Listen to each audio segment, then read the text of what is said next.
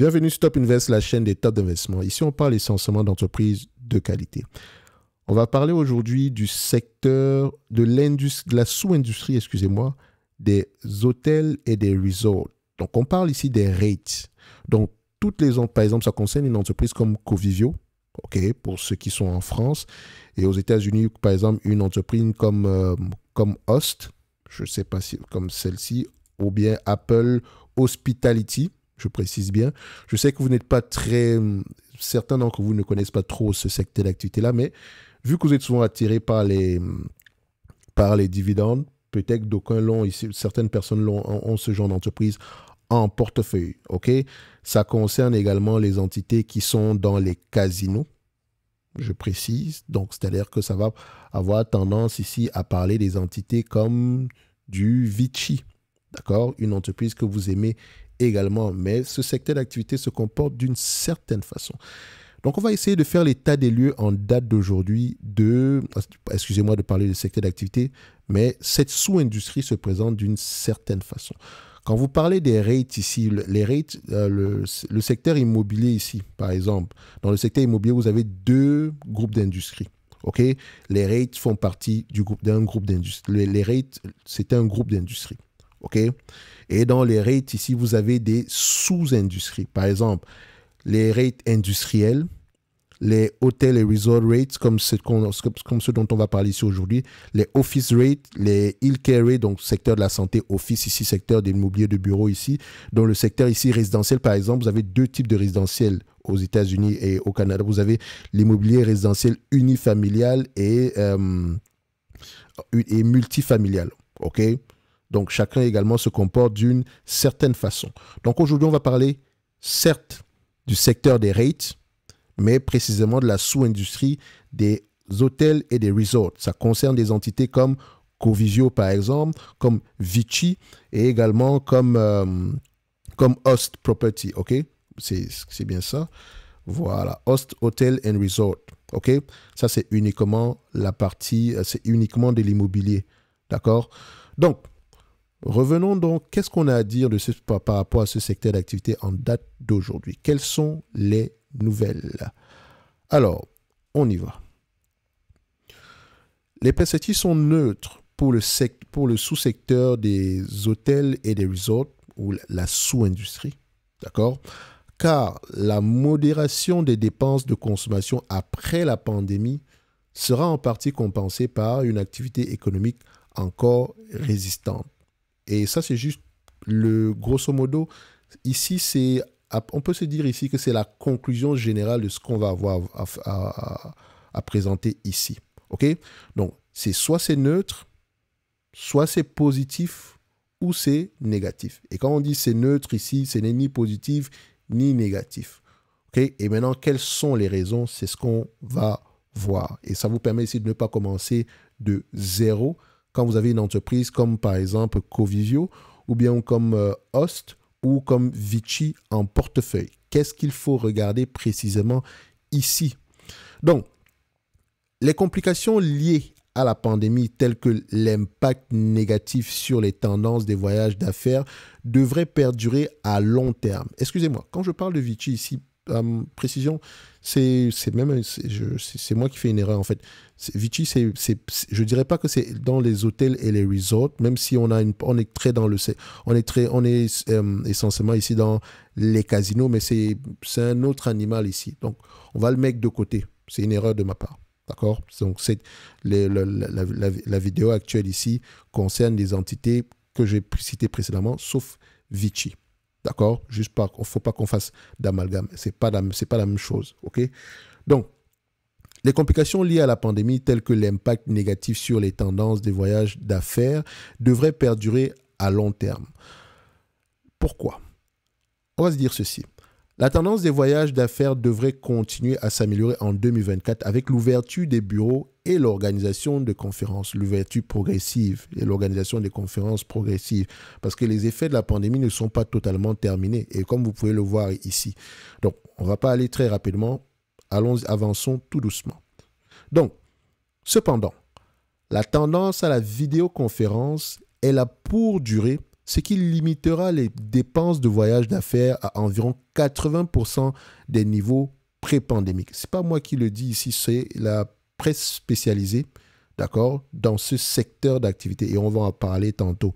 Donc, pour l'analyse de ce type d'industrie, d'accord. Donc, on s'attend à ce que oui, les voyages d'affaires reprennent. Parce que si les voyages d'affaires reprennent, je sais qu'on parle ici on parle ici des rates dans le secteur des hôtels et des resorts. D'accord? Donc, nous, on loue les bâtiments. Donc, s'il n'y a pas de voyageurs, etc., les loyers ne vont pas se comporter de la même façon. Parce qu'ici, en fait, dans les rates, dans ce secteur d'activité, il n'y a pas de contrat longue durée.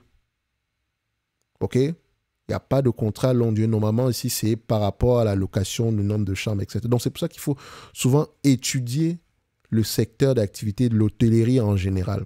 Et ça vous donne également des idées par rapport aux entreprises comme Hilton. OK? Ça vous donne une idée générale de comment est-ce que ce genre de business va avoir tendance à se comporter. OK? La demande de voyage de loisirs reste élevée malgré un recul par rapport au sommet atteint après la pandémie, ce qui pourrait, pense-t-on, mettre en évidence l'évolution des goûts des consommateurs qui privilégient désormais les expériences de voyage. Le fait que ces personnes-là aient été confinées, ça a peut-être donné l'envie à certains, enfin, on va dire ici, certains amateurs de voyage ici, de voyager plus. Okay? Ou bien certaines personnes qui n'avaient pas l'habitude de voyager, de le faire de plus en plus. Et je mentionnais ici que le fait que les gens travaillent également, et ça on l'avait fait c'était également une analyse sectorielle, toujours dans ce même secteur d'activité. Je vous encourage, la vidéo doit être disponible sur la chaîne. On avait remarqué, et ça concerne également les compagnies aériennes. Comme vous voyez, on parle des rates, certes ici, mais on parle essentiellement de l'industrie du tourisme. Ça concerne également les entités comme Booking. D'accord? Précisément, cette vidéo, non, mais on touche un secteur dans lequel Booking exerce. Donc voilà, ça peut nous concerner également. Donc Expedia, ça nous concerne également et ça fait me rire parce qu'Expedia a l'habitude ici d'acheter des nuitées d'hôtel, par exemple. Okay? Donc vous pouvez également aller regarder ça de ce côté-là. Donc, on avait remarqué que les comportements des consommateurs ont changé. Tout simplement parce que, vu qu'on travaille à distance, ils sont plus enclins à voyager. Certains employeurs aussi vous permettent, qu'importe la zone où vous êtes, de vous connecter et de commencer à travailler. On ne va pas dire, OK, vous êtes à Montréal, tu dois travailler à Montréal ou bien tu dois travailler dans ton appartement, vérifie. Non. Tu peux avoir ton emploi à Montréal, tu es assis à New Delhi ou bien, je ne sais pas moi, tu es assis au Cameroun ou bien au Sénégal. Vous voyez ce que je veux dire? Donc, ça permet à certaines personnes de plus se déplacer, de plus voyager. Ils sont plus contraints à le faire uniquement en été ou ce genre de choses-là. Ce n'est pas tout le monde, hein, mais il y a une certaine partie. Je pense que j'ai oublié le terme qu'on leur avait donné ici. Ils ont un nom très particulier ici. Donc, ça favorise ici l'augmentation ici des nuitées d'hôtel. On va le dire comme ça. D'accord? Donc, on continue. Ce qui est bon pour ce genre de business, ce qui est bon pour les rates dans ce genre de secteur d'activité. Donc, cette catégorie de rates offre une variété d'hébergements pour les voyageurs d'affaires et les touristes allant des hôtels et resorts de luxe au casino, en passant par les établissements de séjour prolongés et les hôtels à bas prix. En 2024, les établissements de séjour prolongés semblent les plus prometteurs, tandis que les établissements destinés aux voyageurs d'affaires traditionnels restent les plus menacés.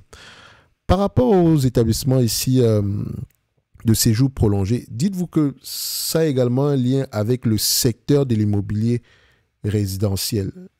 D'accord? Vu que les taux d'intérêt sont élevés, les gens ont tendance à moins acheter des maisons, enfin, certains types de personnes, comme vous pouvez le voir avec, par exemple, Toll Brothers. C'est un type c'est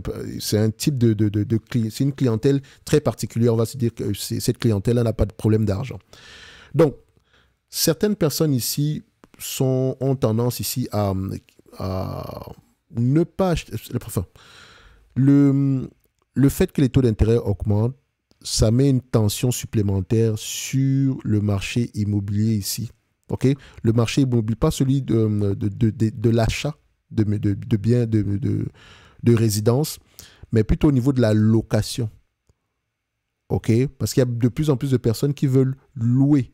Et s'il y a de plus en plus de personnes qui veulent louer, l'offre ici est, la demande est élevée, l'offre est très, très limitée présentement. Donc, on va se dire ici qu'ils vont peut-être, ces personnes-là vont peut-être aller vers des établissements hôteliers ici qui permettent ici qui permettent ici des séjours prolongés. Dans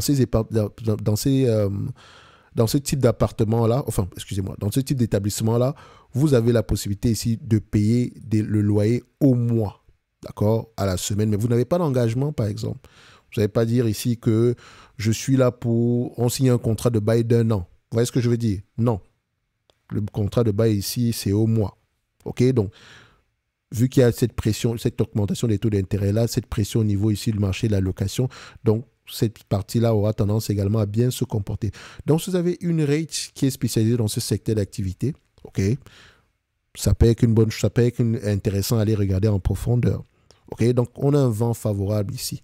Mais maintenant, pour les voyageurs traditionnels ici qui vont dans surtout ici les voyageurs d'affaires qui vont dans les hôtels traditionnels ici, ça pourrait avoir un impact négatif. Mais ne vous inquiétez pas parce qu'il y a une compensation par rapport ici aux touristes à la recherche d'expérience, aux voyageurs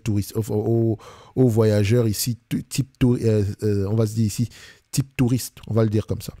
OK? J'espère que vous m'avez compris. D'accord? Donc, on continue. L'industrie hôtelière a été l'une des plus touchées par les effets de la pandémie. Le taux d'occupation était de 58,9% en février 2024, selon les données de STR. Vous allez me dire, mais c'est qui STR? STR, ici, c'est de la presse spécialisée. OK? Par exemple, c'est une entreprise qui appartient à CoStar. CoStar qui est une entreprise extraordinaire. OK? Et quand on parle de CoStar, ici, on parle également de Rightmove. On en a parlé également ici, qui est une entreprise extraordinaire en Angleterre. CoStar, ici, comme vous pouvez le voir ici, STR est une filiale du groupe CoStar qui fournit, qui fournit ici des données en matière de marché sur l'industrie hôtelière dans le monde entier, notamment des données sur l'offre, la demande et les parts de marché. Vous pouvez voir le prix de ces affaires-ci, ça va très très loin. Il n'y a rien à moins de 600 $ américains. Parfois, ça peut même aller jusqu'à 2000 $ par là. Peut-être même le mieux parfois, c'est d'avoir un abonnement à CoStar. Et l'abonnement à CoStar, dites-moi pour ceux qui travaillent dans le secteur de l'immobilier, combien ça coûte un abonnement à CoStar? Je vais vous laisser. Je sais qu'il y en a certains qui connaissent ce logiciel-là, ceux qui connaissent à peu près cette plateforme-là. Laissez-moi savoir combien est-ce que ça coûte. Donc, les datas spécialisées, ça coûte cher. Très cher. Or, l'analyse, c'est très important de connaître à peu près qu'est-ce qui se passe dans le secteur d'activité. Vous voyez, aujourd'hui, par rapport à ce que je vous ai dit, ça vous donne déjà des orientations sur quel type d'entreprise on pourrait avoir tendance à choisir. Il faut choisir des entreprises qui sont dans des secteurs avec des vents favorables. Ça peut servir ici de catalyseur. OK? Donc, on continue. Alors, donc, selon les données de STR. Il s'agit d'une légère baisse de 1,8% par rapport à février 2023 et d'un niveau encore bien inférieur à celui de la période pré-pandémique, parce qu'on va toujours comparer à la période pré-pandémique. OK? Donc, cette baisse du taux d'occupation d'une année sur l'autre indique par ailleurs un refroidissement de la demande. Donc, les consommateurs continuant à voyager, mais s'éloignant des tendances post-pandémiques en matière de voyage à des fins de vengeance ou de rattrapage. Rappelez-vous, 1. Pendant la pandémie, ça a forcé les consommateurs à économiser. De toute façon, il n'y avait pas d'activité. Ils ont eu beaucoup d'argent à leur disposition. Donc, ce qui veut dire que quand l'économie a réouvert ici, certains en ont profité pour voyager. Je me rappelle, il y avait toute une queue ici pour avoir des passeports. Au bureau des passeports ici, c'était fou. Parce qu'il y avait beaucoup de passeports qui devaient être renouvelés, etc. Bref, beaucoup en ont profité pour voyager. Et maintenant, cette tendance a tendance à se refroidir. Enfin, cette tendance ralentit un tout petit peu. La tendance à tendance, excusez-moi, de la tautologie. Donc, cette tendance à cette tendance ralentit un tout petit peu présentement. Ça ne veut pas dire qu'elle va disparaître ou des choses comme ça. Comme je l'ai mentionné tantôt ici, les comportements on observe ici que le comportement des consommateurs a changé. On va avoir tendance à voyager plus, surtout si on nous permet ici de travailler de plus en plus à distance. Donc, le travail hybride ici favorise les déplacements. Voilà. Donc, on continue. Donc, selon CBRE, le taux d'occupation annuel des hôtels avant la pandémie était en moins de 62% et devrait, semble-t-il, rester en deçà de ces niveaux en 2024. Donc, on n'a pas encore atteint les niveaux pré-pandémiques. Ça ne veut pas dire qu'en 2024, ici, on sera, selon les attentes, c'est en dessous de la moyenne, d'accord, avant la pandémie.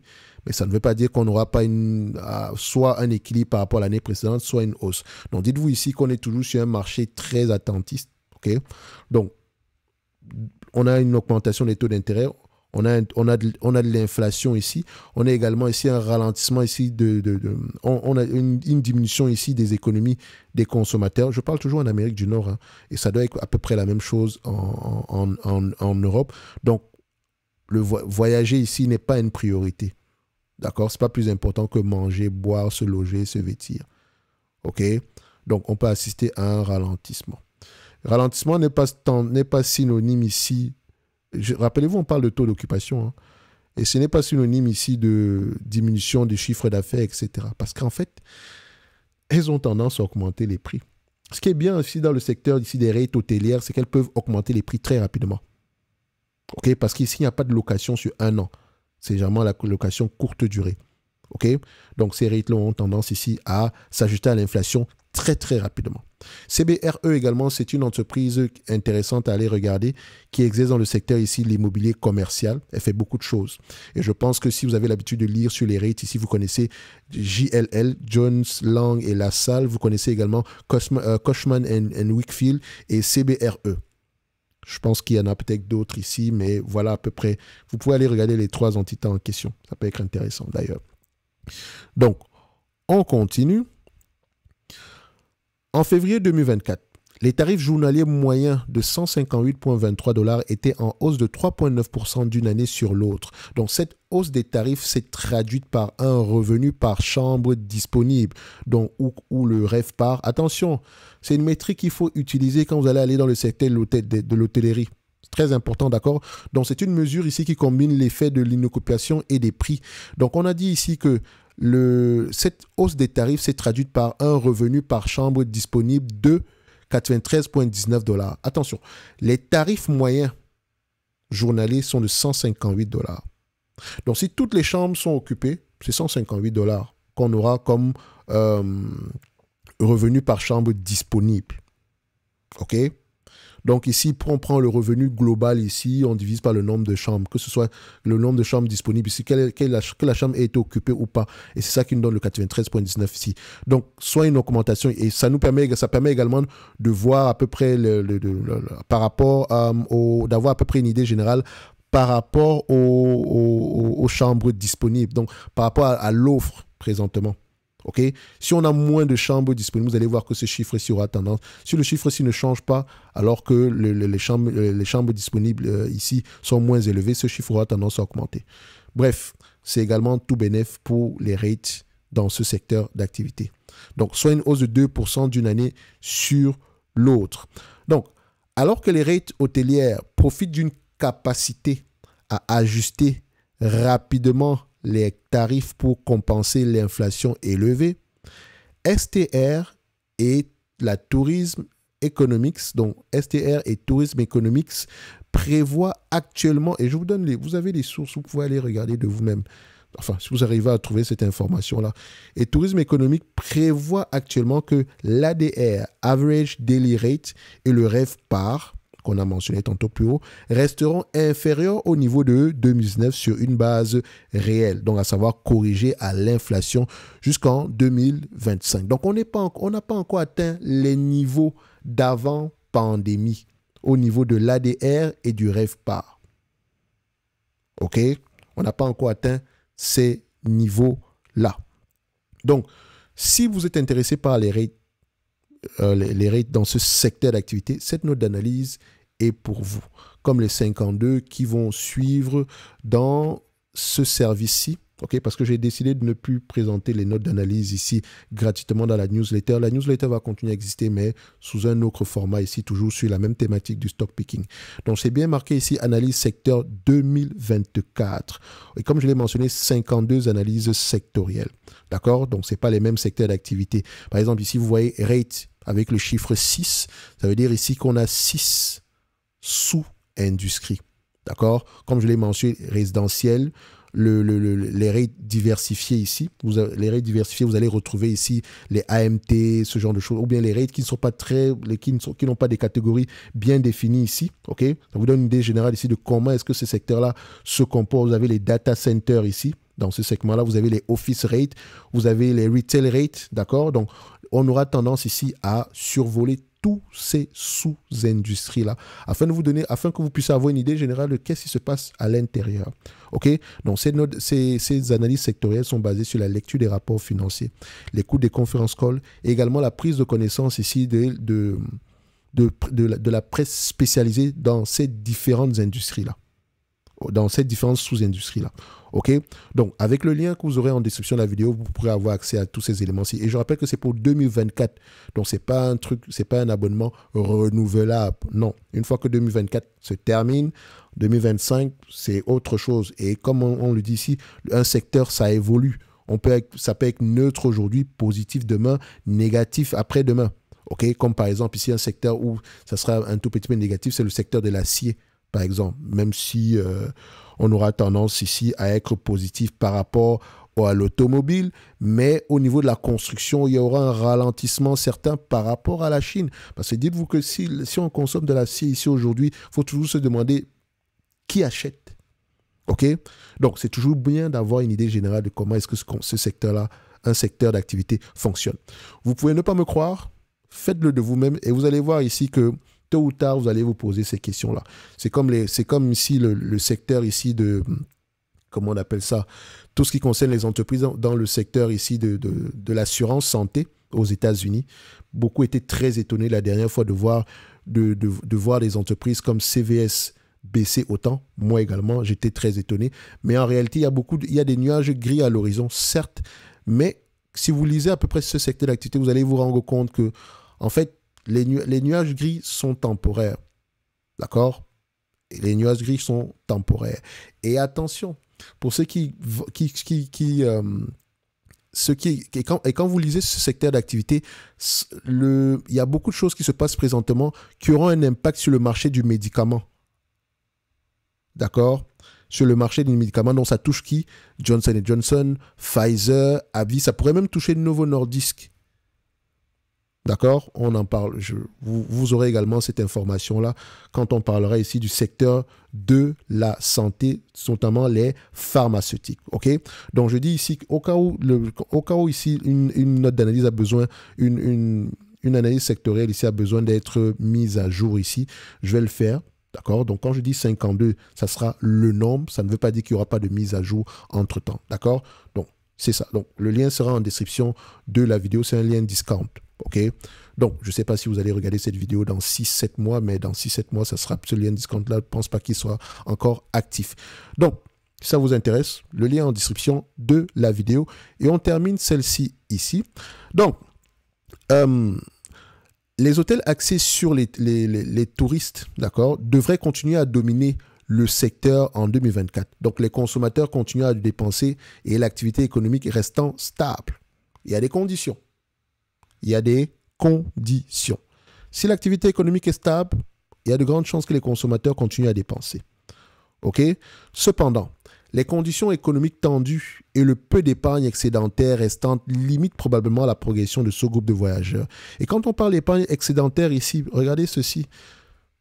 Pendant la pandémie, on avait je prends les ménages américains parce que, comme je l'ai dit ici, cette note d'analyse, ces analyses sectorielles-là ont une vue purement nord-américaine.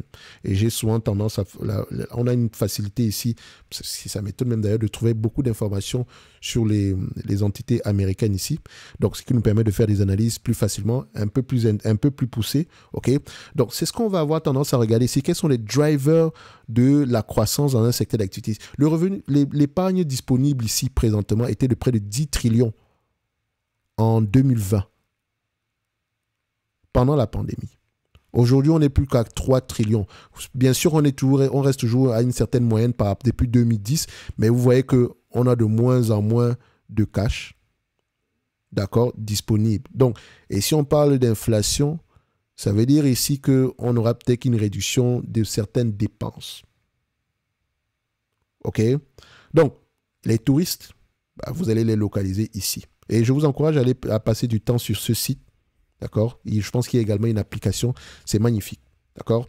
Donc, revenons et terminons notre analyse. Alors, les hôtels qui dépendent des voyageurs d'affaires sont susceptibles de voir leur situation s'améliorer grâce à des perspectives économiques résilientes qui compensent les craintes d'une récession. Donc, si une récession se matérialise, je ne dis pas qu'elle va se matérialiser, ou bien moi, je n'annonce aucune récession ni quoi que ce soit.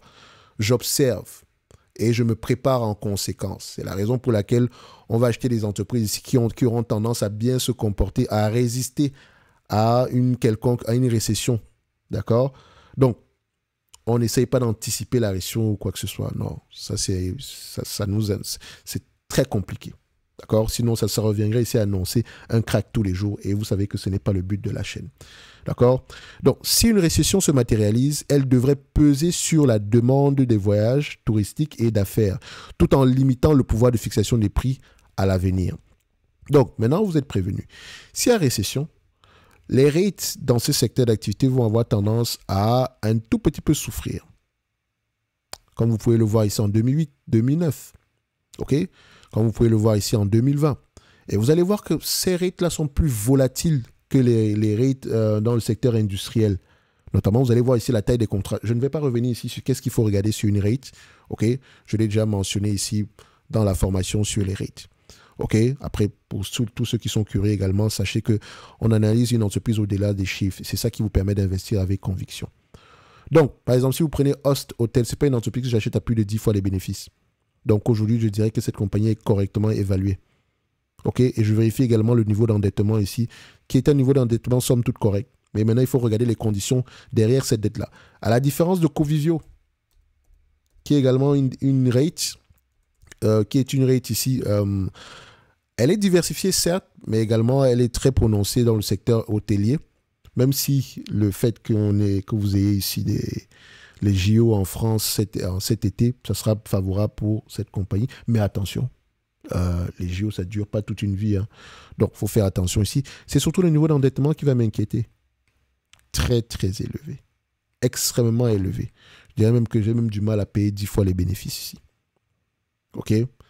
Donc, le dividende ici, il est extrêmement élevé ici. Il ne nous reste pas grand-chose pour payer la dette. Même s'il faut regarder les conditions sur cette dette-là, la valeur des biens immobiliers ici. Mais comme je l'ai dit, quand les taux d'intérêt augmentent, la valeur des biens immobiliers en question aura tendance ici à suivre un chemin inverse, surtout si les loyers ne suivent pas.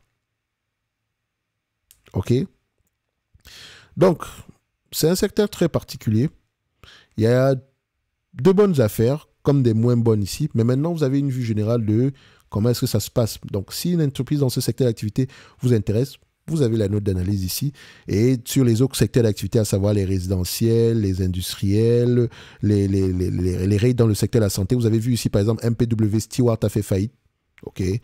Pourtant, le PDG d'MPW disait que ça n'allait pas arriver, blablabla, blablabla. Comment est-ce que toi, une entreprise, tu prêtes de l'argent à quelqu'un qui loue tes bâtiments? Donc, je te prête de l'argent pour que tu me paies un loyer. Ça n'a pas de sens, ça. Même s'il mentionne que Stewart ici a des actifs qui peuvent revendre, blablabla, mais voilà, ce n'est pas son rôle. Bref, revenons ici. Donc, ça nous permet ici d'avoir une idée générale du secteur d'activité. On va parler des office rates, des retail rates, des specialized rates, etc. Donc, on aura à peu près 52 industries d'accord, qu'on aura tendance à monitorer. Et vous retrouverez tout ceci en premier commentaire épinglé. Je mettrai le lien vers le lien discount ici. OK? Donc, on va se donner rendez-vous sur la prochaine vidéo.